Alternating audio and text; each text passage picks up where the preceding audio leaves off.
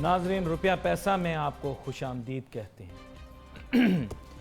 اب نیا چلا ہے دستور، ایک نیا آیا ہے دور تبدیلی کا، اور حیران ہوں میں اس وجہ سے کیونکہ ذرا سا بھی اگر حکومت سے پوچھ لیں کہ جناب مہنگائی کب کم ہوگی تو وہ آگے سے کہتے ہیں کہ جناب نون لیگ کے ساتھ مل گیا۔ ذرا سا پوچھتے ہیں کہ بے روزگاری کب کم ہوگی تو کہتے ہیں پیپل پارٹی کے ساتھ مل گیا۔ جب پوچھتے ہیں کہ غربت کب کم ہوگی، مسائل کب کم ہوں گے، تو جناب جواب یہ ملتا ہے کہ انہیں 25 سال ملے تھے، ہمیں 100 دن ملے ہیں، تھوڑا وقت اور دے دو۔ یعنی ہر سوال کا جواب نکالا ہوا ہے۔ ہمارے ملک کا المیہ دیکھیے کہ شوکت عزیز ہو، شوکت ترین ہو، عبدالحفیظ شیخ صاحب ہوں، اسحاق ڈار صاحب ہوں یا اسد عمر صاحب، قوم کو ملتا ہے آخر میں انڈا، اور وہ دیسی ہو یا ولایتی اس سے فرق کوئی نہیں پڑتا۔ جو آتا ہے ہمیں دلاسے دیتا ہے معاملات حل ہو جائیں گے۔ پی ٹی آئی والوں نے تو نیا دستور شروع کیا ہے، ان سے اگر پوچھو یار غربت کم کر دو تو مغلظات سوشل میڈیا پہ شروع۔ اگر ان سے پوچھ لو کہ یار یہ مسائل بہت زیادہ ہیں ملک کے، غریب بھوکا مر جائے گا، پیٹرول مہنگا ہو گیا ہے، بجلی کا بل بڑھ جائے گا، ڈالر بڑھ گیا ہے، تو مغلظات شروع۔ مسئلے کا حل نہیں بتانا، نا نا نا نا نا، اس سے مل گیا، اس سے مل گیا، اس کا بندہ، اس کا بندہ۔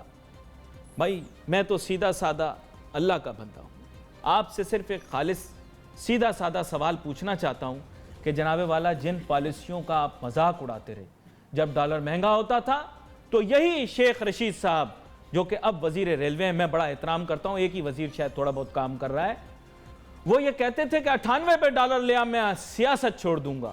آج میں پوچھتا ہوں شیخ رشید صاحب، آپ سے پوچھتا ہوں کہ جناب والا آج 98 میں ڈالر میں کیا کریں؟ فیاض الحسن چوہان صاحب ہمارے ساتھ موجود ہیں، وزیر اطلاعات ہیں پنجاب کے، عوام کا دل میں بہت درد رکھتے ہیں، مجھے پتہ ہے اس بات کا، دل کے بڑے جینوین آدمی ہیں۔ میں آج ان سے پوچھنا چاہوں گا فیاض الحسن چوہان صاحب، اور آپ چاہیں تو میں آپ کے آگے منت بھی کرنے کے لیے تیار ہوں، ہاتھ بھی جوڑنے کے لیے تیار ہوں، سر کہاں ہے وہ ریلیف جو کہ آپ نے عوام سے وعدہ کیا تھا؟ پلیز مجھے بتا دیں۔ میں پھر وہی بات کروں گا، نہ منصور ہوں، نہ غریدہ ہوں، نہ سلیم صافی ہوں، میں تو تبدیلی کے لیے، بھلے آپ کی سیاسی جماعت کے حق میں نہیں تھا لیکن تبدیلی کے حق میں ضرور تھا، اور میں آپ سے آج یہ سوال پوچھنا چاہتا ہوں۔ بسم اللہ الرحمن الرحیم۔ دیکھیں آپ کی بات ٹھیک ہے، آپ کا درد دل بھی ٹھیک ہے، لیکن جو زمینی حقائق ہیں اس کو تو آپ سے زیادہ بہتر کون جانتا ہوگا؟ ماشاءاللہ آپ اکانومی سے ریلیونٹ اور خزانے سے متعلقہ جناب آپ کا پروگرام بھی ہے، اور آپ کی سوچ بھی ہے، اور آپ کے جناب پروگرام کا ٹاپک بھی یہی ہے کہ اس وجہ سے آپ کو زیادہ علم ہوگا کہ پاکستان کی اکانومی کا بیک گراؤنڈ کیا ہے۔ اب پچھلے 10 سال جو اس ملک کے اندر ہوتا رہا ہے، اور جو اس ملک کے اندر ہوتا رہا ہے اکنامکلی، وہ آپ شاہد حسن صدیقی صاحب آپ کے ساتھ بیٹھے ہوئے ہیں، ماشاءاللہ بڑے ویجیلنٹ جناب اکانومسٹ ہیں۔ اب ان حالات کے اندر جب ہمارے پاس ہینڈ اوور ہوگی اور ہم ٹیک اوور کریں گے اکانومی کو، ملک کو، تو پرابلمز تو ہیں، لیکن ایک چیز بڑی کلیئر ہے کہ ہم ان مشکل حالات کے اندر اپنی ذات کے لیے، اپنے خاندانوں کے لیے کوئی لوٹ مار نہیں کریں گے۔ ہم جو کچھ بھی مینجمنٹ کر رہے ہیں، عمران خان صاحب سے لے کے آپ کے جناب وزیر خزانہ سے لے کے آپ کے جناب عثمان بزدار صاحب سے لے کے، اور میں تیسرے چوتھے درجے کا ایک اہلکار حکومت کا فیاض الحسن چوہان، ہم کم از کم یہ آپ کو شورٹی دیتے ہیں کہ ہم نے ان 100 دنوں کے اندر 1-4 آنے کی کوئی کرپشن نہ کی، نہ اپنے ڈپارٹمنٹ۔ فیاض صاحب ایک چیز میں کہہ سکتا ہوں، آج کھل کے بات کر سکتا ہوں، وہ یہ ہے کہ میں جس فیاض الحسن چوہان کو جانتا ہوں اس کے دل میں عوام کے لیے بہت درد ہے، وہ عوام کا آدمی ہے، اس نے عوام کے آگے جا کے جوابداری دینی ہے، اور وہ قطعی یہ نہیں چاہتا کہ ملک میں مہنگائی ہو۔ جس فیاض الحسن چوہان کو میں جانتا ہوں وہ غریبوں کا درد دل میں رکھتا ہے، جس فیاض الحسن چوہان کو میں جانتا ہوں وہ بھوکے بچے کی تکلیف کو سمجھتا ہے، جس فیاض الحسن چوہان کو میں جانتا ہوں وہ بے روزگار کی بے روزگاری کے درد اور تکلیف کو جانتا ہے۔ سر میں جانتا ہوں عمران خان آپ کی بات سنیں گے، آپ وہاں جا کے کیوں نہیں توجہ دلاتے کہ پلیز اس پر کام کریں؟ سنیں تو میں اپنی بات پوری کرنے لگا تھا، شروع میں تمہید میری کچھ زیادہ لمبی ہوگی۔ اب دیکھیں میں ایک چھوٹا سا ایم اے اکنامکس میں ہم نے کیا ہوا ہے، اکنامکس کو بھی تھوڑا سا ہم سمجھتے ہیں۔ بات یہ ہے کہ ابھی ان برے حالات کے اندر آئی ایم ایف کے پاس جانے کے بجائے ہم نے دوست ممالک کے اوپر تکیہ کیا کہ وہ ہمارا یہ جو دیوالیہ ہونے لگی تھی ہماری اکانومی، ہمارا خزانہ، ٹھیک ہے، اس کو روکنے کے لیے ہم نے پہلے 3 مہینوں کے اندر اپنے دوست ممالک کے پاس گئے. اب حالات یہ ہے کہ ڈیلی آپ جانا کم از کم 7, 8, 10 ارب روپے تو صرف سود کے اوپر جانا ہماری اکانومی دے رہی ہے، ہماری ریاست دے رہی ہے. ان برے حالات کے اندر پہلے سال 1.5 سال کے اندر تھوڑے سے فائنینشیل کروشل حالات ہوں گے. پھر جب یہ پالیسیز ہم دیں گے جو ہم دے بھی رہے ہیں، آسٹیرٹی کی ہیں، اس کے علاوہ اور بہت سی پالیسیز ہیں، وہ جب امپلیمنٹ ہوگی تو پالیسیز کے امپلیمنٹ ہونے کے بعد جو اثرات ہوتے ہیں وہ 6 مہینے سال کے بعد آنا شروع ہوتے ہیں. چلیں یہ آپ کی بات جو ہے اس میں وزن ضرور ہے. میں چاہوں گا ڈاکٹر شاہد حسن صدیقی کو بھی میں شامل کروں گفتگو میں. ڈاکٹر صاحب، یہ بات فیاض الحسن چوہان صاحب نے بڑی اہم کی ہے کہ کرپشن کی روک تھام ہو گئی ہے. آپ بھی ہمیشہ کہا کرتے تھے کہ روزانہ کا تخمینہ اتنے ارب روپے کا ہے کرپشن کا، وہ بچت تو انہوں نے کر لیا نا، تو آگے جا کر معاملات ٹھیک ہو جائیں گے، یہ جواز ان کا مانا جا سکتا ہے. کیا کہتے ہیں آپ؟ دیکھیے، کل جو پرسوں اسٹیٹ بینک کی جو رپورٹ آئی ہے وہ یہ کہتے ہیں کہ 30 جون 2019 کو جو سال ختم ہوگا اس میں پاکستان کا جو معیشت کی شرح نمو ہے وہ 4% سے کچھ زیادہ رہے گی. آپ 4.25 کر لیں. انہیں جو ورثے میں ملی تھی وہ تھی 5.8. تو اس کا مطلب یہ ہے کہ اگر اتنی کم شرح نمو ہے تو پھر غربت اور بے روزگاری تو بڑھے گی. اسٹیٹ بینک یہ کہتا ہے کہ جی اس سال جو ہے آپ کا افراط زر وہ 7.5% تک جو ہے چلا جائے گا، جو پچھلے سال سے بہت زیادہ تھا.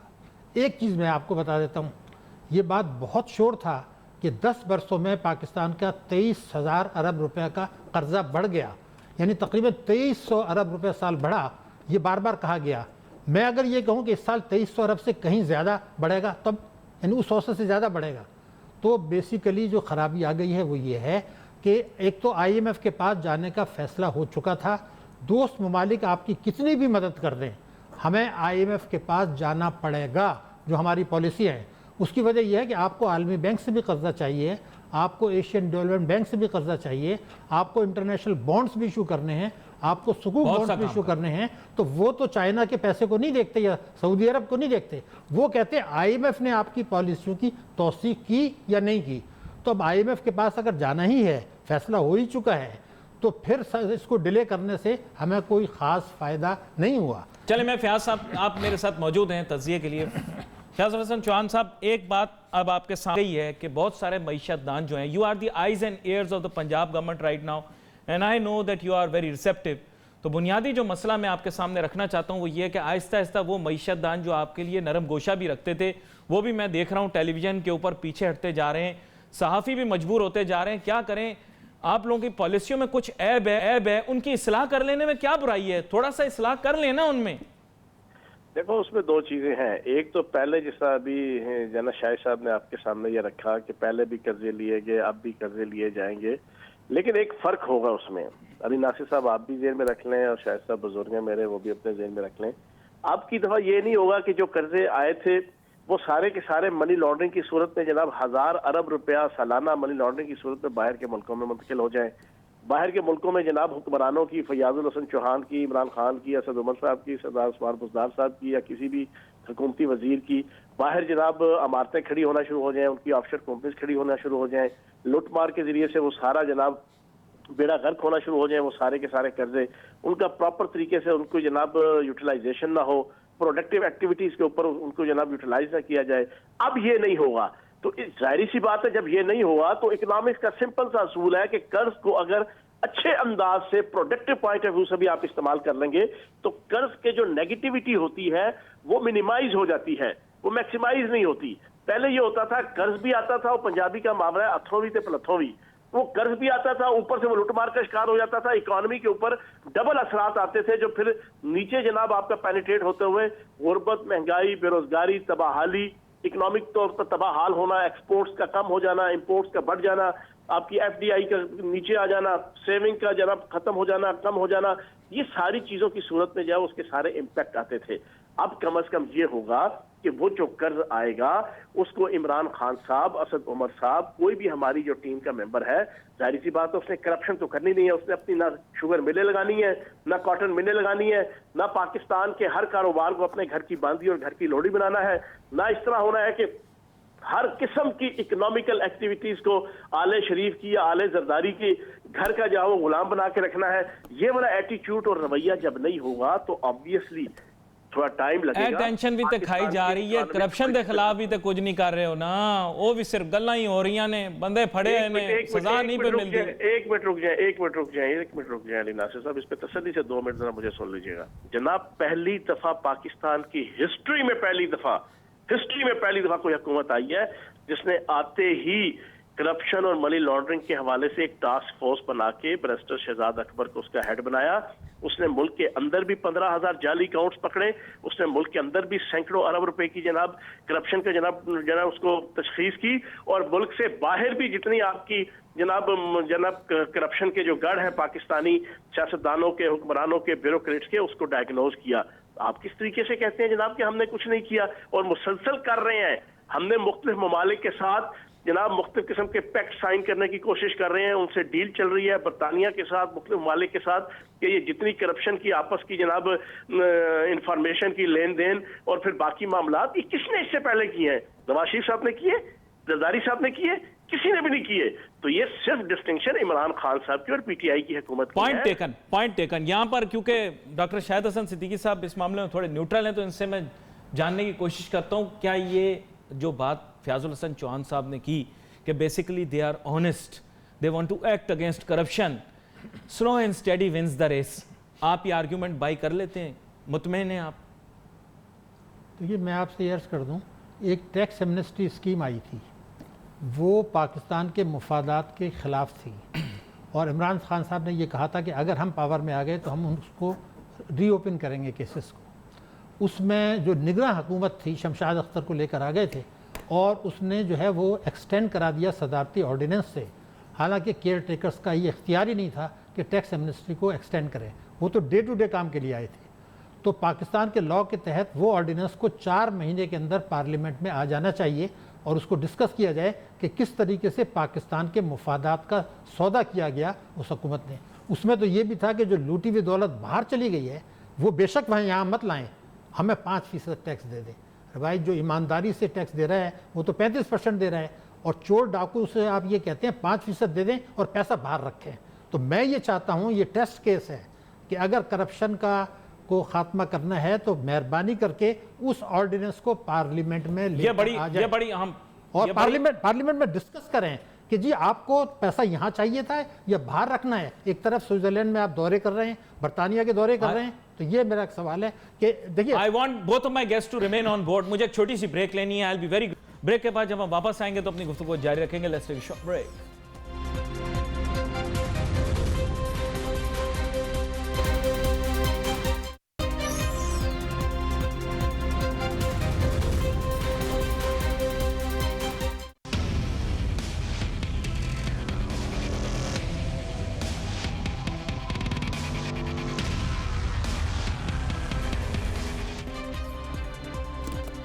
ناظرین ویلکم بیک آفٹر بریک. گفتگو ہماری جاری ہے. بریک پہ جانے سے پہلے فیاض الحسن چوہان صاحب ہمارے ساتھ موجود تھے جو کہ وزیر اطلاعات پنجاب ہیں.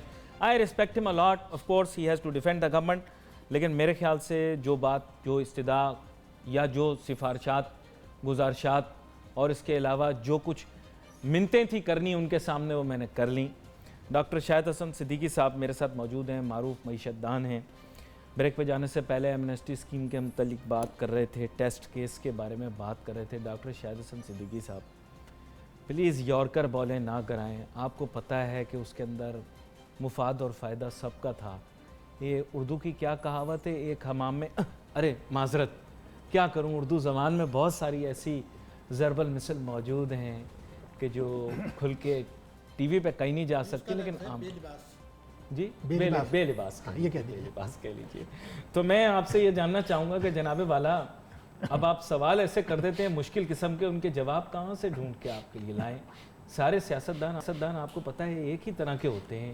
میں جب پہلے کہا کرتا تھا کہ نواز شریف کی بھی اتنی زیادہ برائی نہ کرو، وہ بھی روایتی سیاستدان ہے، تو تب تو لوگ بہت برا مان جاتے تھے. تو آج کی تاریخ میں وہی بات کر رہا ہوں نا، کارکردگی کہاں بہتر ہوئی. آنیسٹی کے بارے میں تو آپ کے ذہن میں کوئی شک نہیں ہے، لوگ کہتے ہیں آنیسٹ، بندہ آنیسٹ ہے. سر آپ جواب دیں نا، بندہ آنیسٹ، آپ خاموش ہیں. بھائی میں آپ سے سوال کر رہا ہوں, تھوڑا سا طنز تو کرتا ہوں جی. آنیسٹ آدمی ہے, مسئلہ حل کر دے گا, اس کا جواب تو دے دیں. ڈاکٹر شاہد حسن صدیقی صاحب جواب دے دیں. آپ تو دیکھیے بات میں نے آپ کو لاجواب تو نہیں کیا, آپ خاموشی. دیکھیے بات یہ تھی کہ چوہان صاحب جو ہیں ان کی تو میں بہت ریسپیکٹ کرتا ہوں, میں بھی کرتا ہوں. لیکن جو اس وقت لیڈرشپ ہے وفاق میں, ان کے متعلق جو میں دیکھتا ہوں تو وہ اپنے جو ایجنڈا تھا اس سے انحراف کیا. مثلا اگر اس سال جو ہے پنجاب کا بھی اور وفاق کا بھی انہوں نے ترقیاتی اخراجات میں 30 جون 19 تک کچھ 350 ارب روپے کی کٹوتی کر دی. سوال یہ پیدا ہوتا ہے کہ جب ہم کرپشن بھی روک رہے ہیں تو کچھ نہ کچھ پیسہ تو آئے گا. تو ترقیاتی اخراجات میں کٹوتی کر کے آپ شرح نمو کو سست کر کے اپنا ایجنڈا کیسے حاصل کر سکتے ہیں؟ تعلیم کی مد میں ریکارڈ پر آپ کو بتا رہا ہوں 2100 ارب روپے کم مختص کیا گیا ہے چاروں صوبوں نے 30 جون 2019 تک کے لیے. اچھا ویسے یہ آتے جو ہے نا, یہ آپ نے خراب کی ہے, میں آپ کو بتاؤں. آپ جب آتے پروگرام کے اندر اتنے ارب روپے, اتنے ارب فی دن اتنے ہوں گے, اور وہ یومیہ اتنا ہوگا, یہ سب یہ آپ نے سکھایا ہے ان سیاستدانوں کو. آپ کی وجہ سے یہ مسئلہ آیا, ہر بندہ یومیہ پہ بات کرنا شروع. نہیں, یومیہ پہ نہ کریں, میری گزارش سن لیں. اگر میرے ملک کے 23 ملین بچے اسکول نہیں جا رہے, 2 کروڑ 30 لاکھ, اور جو 71 سال کے بعد اسکول جا رہے ہیں ان کی تعداد 22 ملین ہے, تو اس کا مطلب یہ کہ جو اب تک اسکول بنے ہیں اس سے زیادہ اسکول آپ کو بنانے ہیں. اور آپ نے کہا جی ہم مکان بنائیں گے. ارے بھائی تو مکان بھی بنائیں, مدرسے بھی تو بنائیں, اسکول بھی تو بنائیں نا. آپ نے اسکول کا تو کہا ہی نہیں. سابق وزیر مملکت برائے فائنانس جو ہیں بیان کر رہے ہیں جناب رانا افضل صاحب. ویلکم کرتا ہوں آپ کو شو میں رانا افضل صاحب. شکریہ جی. رانا افضل صاحب 100 دن بیت گئے, آپ کا ہم نے بڑا کڑا احتساب کیا, بڑے سخت آپ سے سوال پوچھے جب آپ لوگ حکومت میں تھے. آپ کی شارٹ سٹنٹ تھی اور آپ نے بھی بڑی کوشش کی معیشت کو کسی طرح آپ سہارا دیں. اب یہ 100 دن کیسے لگے, اگلے 100 دن کیسے لگ رہے ہیں؟ Can this government do it? دیکھیں ہمارے جو دن تھے وہاں پہ جو ہمارے فائنانس منسٹر تھے وہ پاورفل فائنانس منسٹر تھے, اور جو فیصلے وہ کرتے تھے وہ ان کو اختیار تھا. یہاں پہ جو انڈیسیشن ہے مجھے وہ تشویشناک ہے. میں اسد عمر صاحب کو اچھا ریٹ کرتا ہوں, وہ ان کو اگر کام کرنے دیا جائے تو ضرور. پاکستان کی معیشت میں ایک ہی بڑا چیلنج تھا کہ آپ نے اگر پاکستان کا جو ڈیولپمنٹ کا گروتھ ریٹ ہے اس کو مینٹین کرنا ہے تو پھر آپ کو ڈالرز کا بندوبست کرنا ہے. یہ بات بڑی کلیئر تھی. یہ چیلنج ہمارے لیے بھی تھا اور نئی حکومت کے لیے بھی تھا. اب آپ دیکھیں کہ پاکستان کا جو ٹریڈ ڈیفیسٹ تھا وہ 1.5 سے 2 ارب ڈالر فی مہینے کا تھا. ہم 18.5 ارب چھوڑ کے گئے تھے, جس میں اگر آپ 7-8 ارب ڈالر بینکوں کا اور پرائیویٹ سیکٹر کا نکال دیں تو 11 ارب ڈالر بیلنس تھا جو 6 مہینے کا ڈیفیسٹ کو پورا کرتا تھا. ان لوگوں نے کہا کہ 6 مہینے بڑا لمبا عرصہ ہے, 2 مہینے اس میں سے نکل گئے آپ کی انٹرم گورنمنٹ کے, 4 مہینے ان کو مل گئے. ان کے پاس یہ ٹائم تھا, آپ ڈالرز کو ارینج کرتے اور آپ اس گروتھ ٹریجیکٹری کو مینٹین کر لیتے جو کہ اللہ تعالیٰ نے 5.8% کی گروتھ ڈیکیڈز کے بعد ہمیں دی تھی. اب وہ جو وہاں سے ان کے ہاتھ سے وقت نکل گیا, ڈالرز وقت کے اوپر ارینج نہیں ہوئے, مارکیٹ کا سینٹیمنٹ ڈاؤن ہو گیا اور مارکیٹ نے کہا کہ یہ حکومت جو ہے یہ کام نہیں کر سکے گی. تو یہ ایک نیگیٹو سینٹیمنٹ کا جو اب سنڈروم ہے ہمیں اس سے باہر نکلنا ہے. اچھا رانا صاحب, I still cannot digest the fact. However, government ہمیشہ یہی کہتی ہے کہ جناب this is a mess that has been left behind by the PMLN government and to clean it we need at least a year or even more about 3 years. جو میں ابھی جو سمجھ پا رہا ہوں ان کی بات سے. دیکھیں اگر انہوں نے انٹرنیشنل فائنینسنگ میں نہیں جانا اور پاکستان کے گروتھ ریٹ کو مینٹین نہیں کرنا تو پھر ٹھیک ہے, پھر یہ امپورٹس کو بند کر دیں, پاکستان 2-3% کے اوپر گرو کرے گا اور ان کو پیسوں کی ضرورت بھی نہیں پڑے گی. مجھے لگتا ہے کہ یہ رزلٹ آنا ہے اور ان کی یہی پلاننگ ہے. تو پھر اب یہ قوم ہے وہ اپنی بھگتے, جو ان کو لے کے آئے ہیں وہ بھی بھگتیں اور جو جنہوں نے ان کو ووٹ دیا وہ بھی بھگتیں, اور انتظار کریں کہ نئی گورنمنٹ کب آتی ہے. ڈاکٹر شاہد حسن صدیقی صاحب بھی ہمارے ساتھ موجود ہیں, ماہر معاشیات ہیں. یہ دعا اور دوا کی بات تو آپ نے صحیح کی, دعائیں تو بہت ہیں, دوا بھی تو کرنی پڑے گی. ڈاکٹر شاہد حسن صدیقی صاحب رانا افضل صاحب نے جو وہی بات انیشلی کی کہ ان لوگوں کا growth rate G D P کا اچھا تھا and now the government is looking for a lower forecast. تو میں چاہوں گا تھوڑا سا آپ ان سے بھی کوئی سوال پوچھیں نا تاکہ ماضی کے بھی کچھ جھروکوں میں جھانکا جائے. نہیں دیکھیے، بنیادی بات یہ ہے کہ 18ویں ترمیم آ چکی ہے 8 سال پہلے. 7th NFC ایوارڈ آ چکا ہے پاکستان میں، 8 سال ہو گئے. ان 8 سال میں صوبوں کا کردار بہت زیادہ بڑھ گیا تھا، خاص طور سے تعلیم میں، صحت میں، پراپرٹی انکم میں، ایگریکلچر میں. یہ بڑے شعبے ہیں. تو اگر 23 ملین بچے اسکول نہیں جا رہے، اگر برآمدات اس لیے گریں کہ ہماری کاسٹ آف پروڈکشن زیادہ ہے چونکہ صوبوں نے ایگریکلچر پر ٹیکس نہیں لگایا، پراپرٹی پہ نہیں لگایا، تو یہ چاروں صوبوں میں جو لوگ اقتدار میں تھے وہ آج یہ کیسے کہہ سکتے ہیں جی پچھلی حکومت کر گئی. میرا کہنا یہ تھا کہ آج اگر معیشت میں مشکلات ہیں تو اس میں وہ تمام لوگ جو صوبوں میں حکمران تھے انکلوڈنگ تحریک انصاف ان کے پی، پنجاب کی پرفارمنس کے پی سے بہتر رہی ہے پچھلے 5 برسوں میں بہت سے شعبوں میں. تو آج یہ رونا دھونا تو بند کر دیں خدا کے لیے کہ ہمیں تابحال معیشت ملی تھی. نمبر 1. دوسرا یہ تھا کہ رانا صاحب کو یہ بتانا چاہیے تھا کہ بھائی 2008 میں ہمارا کرنٹ اکاؤنٹ ڈیفیسٹ جو تھا وہ 8.2% تھا. پی ایم ایل این نے جو چھوڑا ہے وہ 5.8%. اتنا کم کرنٹ اکاؤنٹ ڈیفیسٹ تو جب 8.2 تھا جب تو کسی نے نہیں کہا کہ بائی پاس کریں گے، جب تو کسی نے کہا دیوالیہ ہوں گے. آپ اپنے ملک کی خرابیاں بڑھا کے کیوں بیان کرنا چاہ رہے ہیں؟ میں سمجھتا ہوں معیشت بحران میں تھی لیکن دیوالیہ میں نہیں تھی. معیشت کا گروتھ ریٹ زیادہ تھا، ہمارا پروڈکشن انرجی کی بڑی تھی، ترقیاتی اخراجات میں زیادہ رقوم مختص ہو رہی تھیں. تو یہ تمام کام اور لا اینڈ آرڈر سچویشن بہتر ہوئی تھی، سی پیک کا آ رہا تھا، ان تمام چیزوں میں کچھ بہتری بھی تھی. اب رونا دھونا کر کے تباہ برباد ہو گئے اور آپ 3 سال تک کچھ نہیں کرنا چاہیں تو یہ ہمیں ایکسیپٹیبل نہیں ہے. نہیں ہے. رانا افضل صاحب ایک چیز آپ سے میں پوچھنا چاہوں گا. کانسٹنٹلی گورنمنٹ یہ کہتی ہے کہ وی آر آنیسٹ، اس لیے ہمیں جو ہے موقع دیا جائے.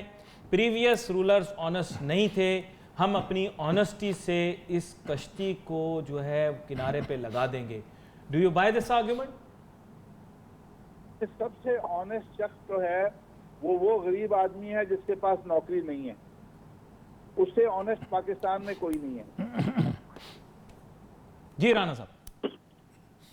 جی میں نے تو اپنا جواب دے دیا کہ اگر یہ آنیسٹ ہیں جنہوں نے کام ہی کوئی نہیں کرنا تو پھر وہ سب ان سے زیادہ آنیسٹ تو وہ بے روزگار آدمی ہے جو بیچارہ نوکری کی تلاش میں ہے.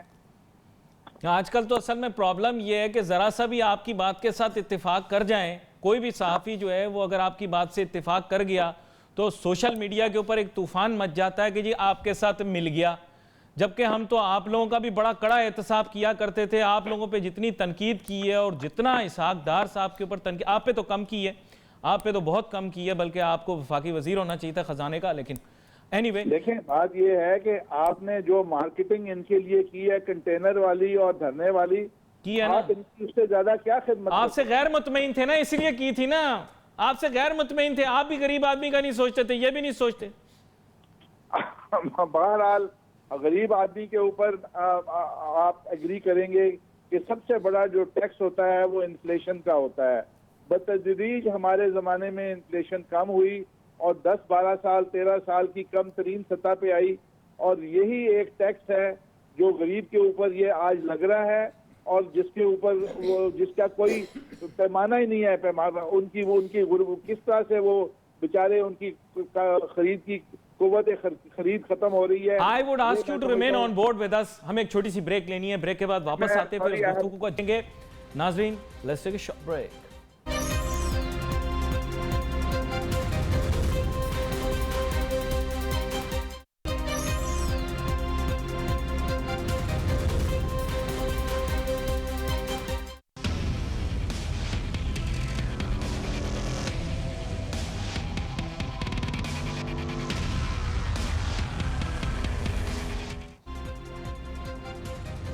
عجیب سے مسئلے میں پھنسا دیا ہے حکومت نے، سمجھ نہیں آ رہا کہ اب کریں تو کیا کریں. صحافی جو کہ حکومت کے لیے ایک وقت پر نرم گوشہ رکھا کرتے تھے، حکمراں جماعت کے لیے نرم گوشہ رکھتے تھے، تجزیہ کار جو کہ نرم گوشہ رکھتے تھے، وہ بھی آج کل بڑے مصائب کا شکار ہیں. ان کو سمجھ نہیں آ رہا کہ حکومت کی غلط پالیسیوں کا دفاع کیسے کریں. ساتھ ہی ساتھ معیشت دان جن کا تھوڑا بہت میں کہوں گا کہ تھوڑے بہت راغب تھے، اسد عمر صاحب کی شخصیت سے بہت امپریس تھے، وہ بھی اپنے جو سٹانس ہے اس میں بڑا خود کو مشکل محسوس کر رہے ہیں کس طرح سے دفاع کریں. اور یہ بہت بڑی پرابلم بنتی جا رہی ہے گورنمنٹ کے لیے کہ جو لوگ ان کے ہمدرد تھے انٹیلیجنشیا میں بھی, وہ بھی آہستہ آہستہ ان سے دور ہوتے جا رہے ہیں. یہ پلی کہ اسد عمر صاحب ایک اچھے آدمی ہیں اور معاشی پالیسیاں ٹھیک ہو جائیں گی, بالکل ایسے ہی ہے جیسے امیتابھ بہت اچھے ایکٹر ہیں لیکن فلم ان کی پھر بھی فلاپ ہو گئی. اس کے یہ معنی نہیں ہیں کہ وہ ایکٹر برے تھے, اس کے معنی کچھ اور ہیں جو کہ آپ بہتر سمجھ سکتے ہیں. ڈاکٹر شاہد حسن صدیقی صاحب, اس سے قبل کہ میں ابھی جو موجودہ بحث ہے اس کی جانب آپ کو لے کر جاؤں, میں تھوڑا سا آپ سے ضرور جاننا چاہوں گا کہ آہستہ آہستہ ہم دیکھ رہے ہیں کہ انٹیلیجنشیا بھی, صحافی بھی خود کو حکومت سے یا حکومت کی پالیسیوں سے دور کرتے جا رہے ہیں. وہ کالم نگار بھی دور ہٹتے جا رہے ہیں, وہ تجزیہ کار بھی ہٹتے جا رہے ہیں جو روایتی سیاسی جماعتوں کے خلاف تھے اور تبدیلی چاہتے تھے. بھلے سیاسی جماعت کے ساتھ نہیں تھے کسی کے, لیکن تبدیلی ضرور چاہتے تھے.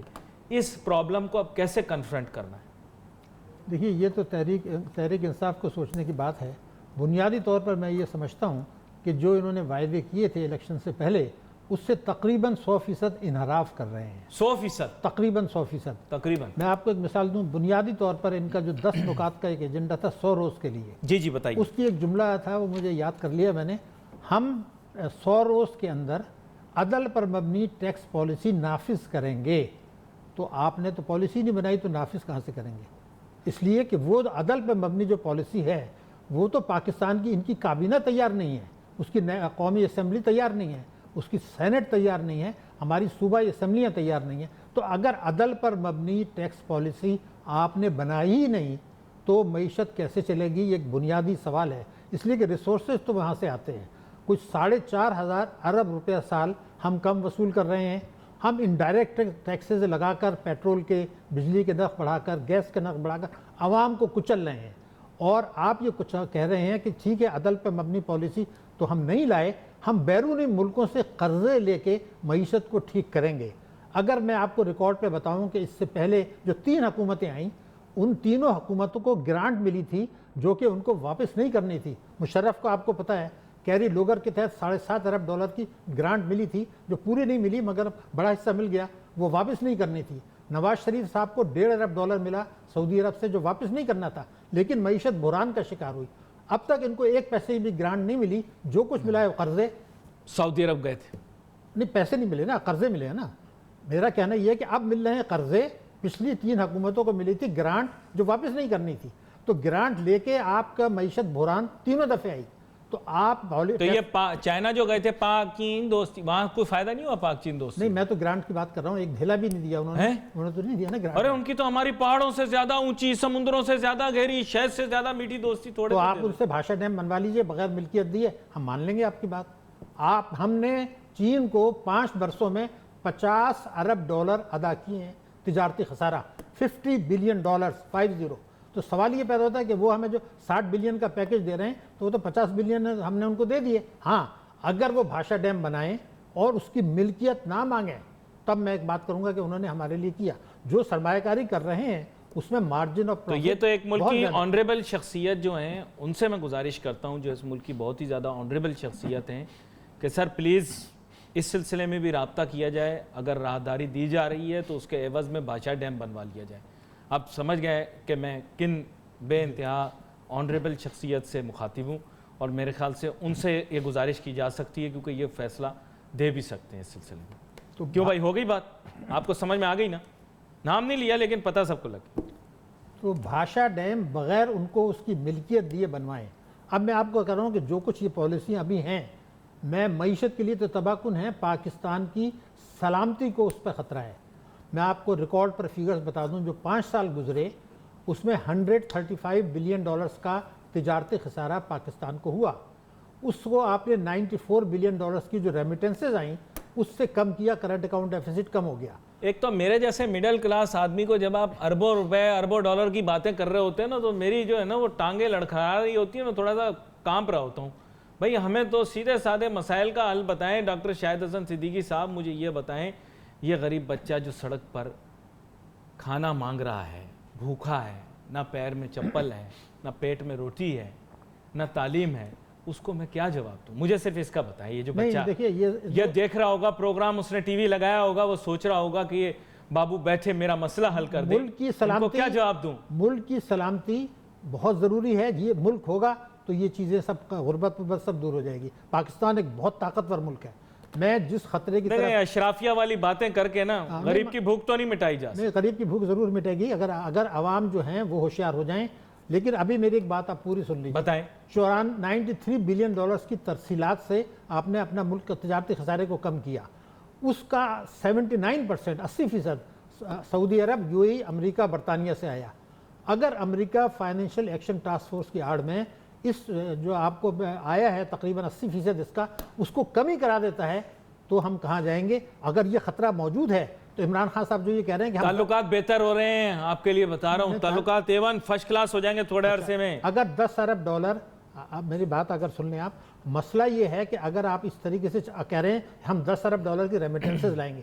ریمیٹنسز آتی ہیں سرمایہ کاری کے لیے, آپ اس کو پورا کر رہے ہیں کرپشن کی وجہ سے, غلط ٹیکسیشن کی پالیسی سے جو بجٹ خسارہ اس کو کر رہے ہیں. اس کو کہلاتا ہے آگ سے کھیلنا. اس سے ڈریں آپ, یہ بہت خطرناک پاکستان کے لیے ہے. آپ ترسیلات سے اگر ریمیٹنس کرتے تو آج ملک کہیں سے کہیں پہنچ گیا ہوتا. لیکن یہ جو خدشے کا آپ نے اظہار کیا اس کے جواب میں آپ کو بتا رہا ہوں معاملات سیٹل ہو گئے ہیں, حالات ٹھیک ہونے والے. دیکھیے پہلے آپ یہ سمجھیں, سفارتی سطح پر میں آپ کو بتا رہا ہوں اندر کی بات, معاملات سیٹل ہو گئے. ہم بہت تماشا دیکھ چکے ہیں. نیو گریڈ گیم کے تحت امریکہ کا مقصد یہ ہے کہ افغانستان کو غیر مستحکم کریں, وہاں افغانستان میں خانہ جنگی رہے تاکہ طالبان کی طاقت کو برقرار رکھیں, تباہ نہ کریں, ورنہ ان کو افغانستان خالی کرنا پڑے گا. سر یہ آپ جو ہے نا, اور پاکستان کو وہ بھارت کو خطے کا لیڈر کنسپیریسی تھیوریز آپ بتاتے رہتے ہیں. کنسپیریسی تھیوری نہیں ہے, آپ اس پہ ذمہ داری سے میں بات کر رہا ہوں. امریکہ پاکستان کو غیر مستحکم کرنا چاہتا ہے, لیکن پاکستان سے چونکہ دہشت گردی کی جنگ میں انہیں ہماری ضرورت ہے. ابھی بھی ٹرمپ نے ہم سے تعاون مانگا ہے,